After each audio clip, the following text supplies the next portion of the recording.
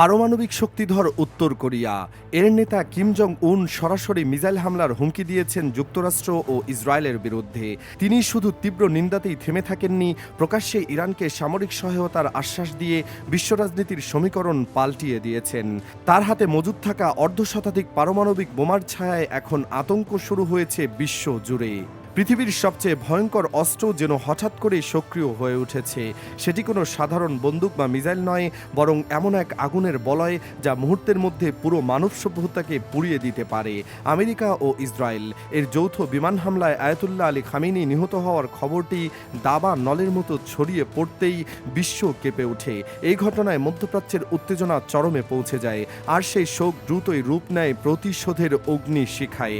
পরিস্থিতি এতটাই ভয়াবহ যে ইরানি যোদ্ধাদের চোখে মুখে আর কোনো ভীতির ছাপ নেই। তারা মুহূর্তের পর মুহূর্ত মিসাইল ছুড়ে ইসরায়েল ও যুক্তরাষ্ট্রকে নাজেহাল করে দিচ্ছে। কিন্তু এই যুদ্ধের সবচেয়ে বড় টার্নিং পয়েন্টটি ঘটেছে মধ্যপ্রাচ্যে নয়, বরং হাজার হাজার কিলোমিটার দূরে পূর্ব এশিয়ার দেশে উত্তর কোরিয়ায়। আর সেই দেশের শাসক কিম জং উন যখন তার পারমাণবিক বোতামেও আঙুল রাখেন, তখন পুরো বিশ্ব থেমে যায়। আমেরিকার শত্রু দেশ ইরানের সঙ্গে কিম জং উনের বন্ধুত্ব কোনো নতুন ঘটনা নয়, তা অনেক আগে থেকেই চলে আসছে। এটি এমন এক গভীর কৌশলগত সম্পর্ক যা বছরের পর বছর ধরে শত্রুতার মাঝেও নীরবে বিকশিত হয়েছে। তাই ইরানের উপর হঠাৎ ট্রাম্প ও নেতানিয়াহুর যৌথ বিমান হামলাকে উত্তর কোরিয়ার এই শক্তিশালী নেতা মোটেও সহজভাবে নেননি। তিনি সবার আগে এই হামলার তীব্র প্রতিবাদ জানিয়ে স্পষ্ট বলেছিলেন যে ইরানে এটি কোনো সাধারণ সামরিক হামলা নয়। তার ভাষায় এটি একটি অবৈধ আগ্রাসন ও আন্তর্জাতিক আইনের সুস্পষ্ট লঙ্ঘন। কিন্তু শুধু কূটনৈতিক প্রতিবাদেই তিনি সীমাবদ্ধ থাকেননি। এবার ইরানের পাশে থেকে ইসরায়েল ও যুক্তরাষ্ট্রের বিরুদ্ধে সরাসরি মিসাইল হামলার হুমকি দিয়েছেন তিনি। কিম জং উনের এমন ঘোষণার পরপরই হোয়াইট হাউসের পরিস্থিতি বদলে গেছে।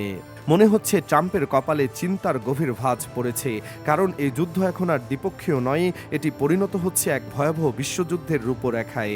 একদিকে যুক্তরাষ্ট্র ও ইসরায়েলের পক্ষে অবস্থান নিয়েছে পারমাণবিক শক্তিধর ফ্রান্স, ইতালি, জার্মানি সহ পশ্চিমা বিশ্বের মোড়লরা। অন্যদিকে ইরানের পাশে পারমাণবিক শক্তিধর রাষ্ট্র চীন ও উত্তর কোরিয়ার অবস্থান যুদ্ধের গতিপথ একেবারেই অন্যদিকে মোড় নিচ্ছে। কিম জং উন স্পষ্ট জানিয়েছেন, আমেরিকা ও ইসরায়েল বরাবরই অন্য দেশে অযথা গ্যাংস্টারের মতো গুন্ডামি করে থাকে। তারা যেন আন্তর্জাতিক আইন নিজেদের পকেটে রেখেছে, আর তাই তাদের কাছ থেকে ভালো কিছু আশা করা বোকামি। বিশেষ করে খামেনিকে হত্যার পর যখন ইরান দখল করতে তারা মরিয়া হয়ে ওঠে, ঠিক তখনই তাদের বিরুদ্ধে হুঙ্কার দিয়ে ওঠেন কিম জং উন। তিনি জানিয়েছেন এবার ইরানকে সাহায্য করতে তিনি তার সামরিক ভান্ডার থেকে আধুনিক মিসাইল পাঠাতে চান। তার ভাষ্যমতে তার একটি মিসাইল তাদের সবাইকে ধ্বংস করে দিতে যথেষ্ট। বিশ্বের সবচেয়ে আধুনিক পারমাণবিক অস্ত্র ও মিসাইলের ভান্ডার কিম জং উনের কাছে রয়েছে। এদিকে ইসরায়েলের প্রধানমন্ত্রী বেনিয়ামিন নেতানিয়াহুর বাসভবনে ইরানের হামলার পর ইহুদিরা এখন আতঙ্কে দিশেহারা হয়ে পড়েছে। তারা বুঝতে পারছে যুদ্ধ এখন তাদের দরজায় এসে ঠেকেছে। ট্রাম্পের যুদ্ধবিরতির প্রস্তাব ইরান সরাসরি নাকচ করে দিয়ে একের পর এক মিসাইল ছুড়ে মার্কিন ঘাঁটি ও ইসরায়েলি স্থাপনা গুঁড়িয়ে দিচ্ছে। কোনোভাবেই এই যুদ্ধ থামানো যাচ্ছে না। আমেরিকা ও ইসরায়েল কাঁধে কাঁধ মিলিয়ে ইরানের বুকে একের পর এক আঘাত হানছে। তেহরানের আকাশে চলছে যুদ্ধবিমানের ধোঁয়া, মাটিতে পড়ছে বোমার ছাই। ইরান একা, কোনো মিত্রদেশ এখনও এগিয়ে আসেনি তার পাশে। মুসলিম বিশ্ব চুপচাপ দর্শকের ভূমিকা পালন করছে। এই মুহূর্তে উত্তর কোরিয়ার কাছে 50টিরও বেশি পারমাণবিক বোমা মজুদ আছে।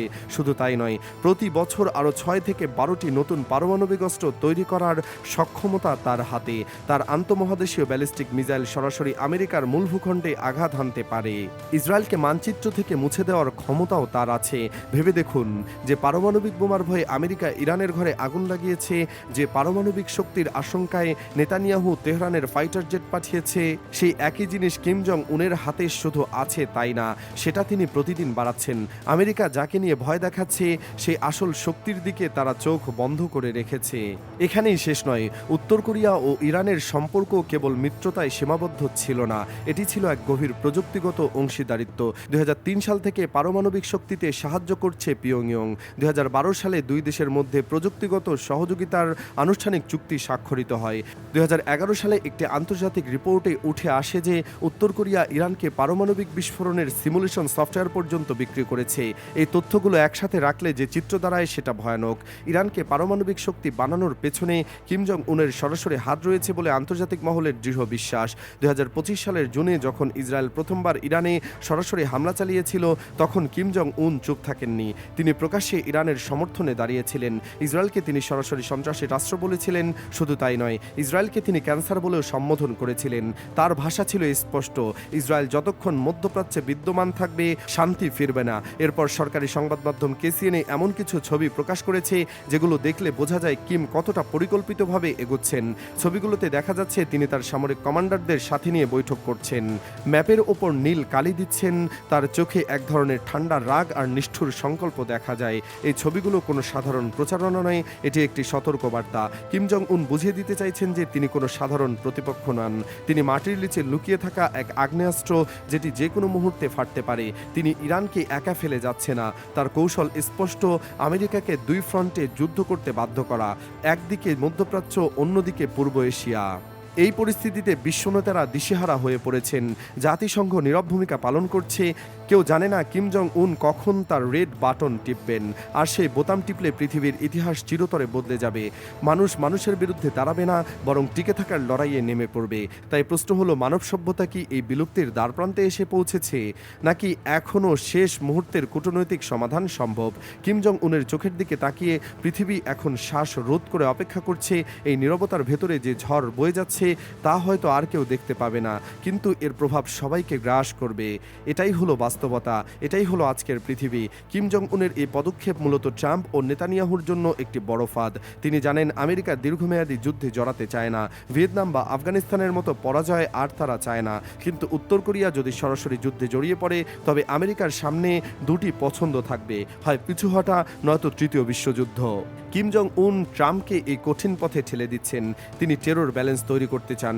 ইরানকে বাঁচিয়ে রেখে তিনি আসলে নিজের নিরাপত্তা নিশ্চিত করতে চান, কারণ ইরান পড়ে গেলে উত্তর কোরিয়ার পালা আসবে। এই ভয় থেকেই তিনি এত অগ্রসর। এই মুহূর্তে বিশ্লেষকরা মনে করছেন এই পরিস্থিতিতে কার লাভ, কার ক্ষতি? সবচেয়ে বেশি ক্ষতি হবে সাধারণ মানুষের, আর লাভবান হবে অস্ত্র ব্যবসায়ীরা। যুদ্ধ তাদের জন্য এক ব্যবসায়িক পণ্য, কিন্তু এই ব্যবসার দাম যে মানুষ দিতে বাধ্য হচ্ছে তা হারহিম করা। আমেরিকা ও ইসরায়েল মনে করেছিল ইরানকে সহজে দমন করা যাবে, কিন্তু তারা ভুল হিসাব করেছে। তারা ভুলে গেছে ইরান একা নয়, তার পেছনে একটি পারমাণবিক শক্তিধর রাষ্ট্র দাঁড়িয়ে আছে। এই ভুলের মাসুল তাদের দিতে হবে মূল্যবান প্রাণ দিয়ে। এখন সবচেয়ে বড় প্রশ্ন হলো, ট্রাম্প কি কিম জং উনের হুমকিকে গুরুত্ব দেবেন, নাকি তিনি আরও বেপরোয়া হয়ে ইরানে আবারও বোমা ফেলবেন?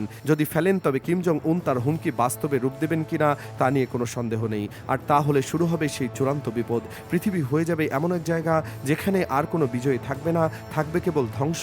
ভেবে দেখুন আসল জায়গাটা। কিম জং উন বুঝতে পারছেন, ইরানের পারমাণবিক কর্মসূচি যদি শেষ হয়ে যায়, ট্রাম্পের উৎসাহ বাড়বে। তখন পরের টার্গেট হবে উত্তর কোরিয়া। ট্রাম্পও জানেন, অথবা তিনি একজন অপ্রত্যাশিত মানুষ, দিক নির্দেশনাহীন মিসাইলের মতো। কখন কোন দিকে যাবেন কেউ জানেন না। এমন একজন মানুষের হাতে পারমাণবিক অস্ত্র থাকা মোটেও নিরাপদ নয়। তিনি জানেন আজ হোক বা কাল ট্রাম্প তার পারমাণবিক শক্তি নিয়ে প্রশ্ন তুলবেই। তাহলে কি এটাই সেই হিসাব? ট্রাম্পকে ঠেকাতে কিম খামেনিকে বাঁচাতে আসছেন। ইরানকে বাঁচিয়ে রাখতে পারলে আমেরিকার মনোযোগ মধ্যপ্রাচ্যেই আটকে থাকবে, উত্তর কোরিয়ায় আসবে না। এটাই কিমের অঙ্ক। দক্ষিণ কোরিয়ার প্রেসিডেন্ট সম্পর্ক উন্নয়নের চেষ্টা করেছেন, কিন্তু ফলাফল হয়নি, কারণ কিম যা চান তাই করেন। তিনি কারো কথা শোনেন না, কারো চাপ নেন না। রাশিয়া ও চীন সবসময় তার পাশে দাঁড়িয়েছে। এখন যদি এই তিন শক্তির রাশিয়া, চীন আর উত্তর কোরিয়া ইরানের পেছনে এসে দাঁড়ায়, তাহলে যে ছবি তৈরি হবে সেটা তৃতীয় বিশ্বযুদ্ধের খসড়ার চেয়ে বড় কিছু নয়। শেষ প্রশ্নটাই সবচেয়ে ভয়ানক আর সবচেয়ে জরুরি। কিম জং উন কি তার বন্ধু খামেনির পাশে দাঁড়িয়ে আমেরিকার বিরুদ্ধে নতুন যুদ্ধের মোর্চা খুলবেন? যদি খোলেন, তাহলে এই গ্রহে মহাযুদ্ধের আগুন জ্বলে ওঠা প্রায় নিশ্চিত। আর সেই আগুনে পুড়বে না কেবল মধ্যপ্রাচ্য, পূর্বে পুরো পৃথিবী। কিম চুপ আছেন, কিন্তু তার হাতের রিমোটে 50টি পারমাণবিক বোমা অপেক্ষা করছে। পৃথিবী অপেক্ষা করছে শ্বাস বন্ধ করে। এই অনিশ্চয়তা, এই আতঙ্ক আর এই রহস্য কবে কাটবে? আকাশে কালো মেঘ জমছে, আর মাটিতে শোনা যাচ্ছে বিস্ফোরণের গর্জন। মানুষের চোখে এমন আতঙ্ক আর অনিশ্চয়তা, শুধুই অপেক্ষা কখন নেমে আসবে চূড়ান্ত বিপদ।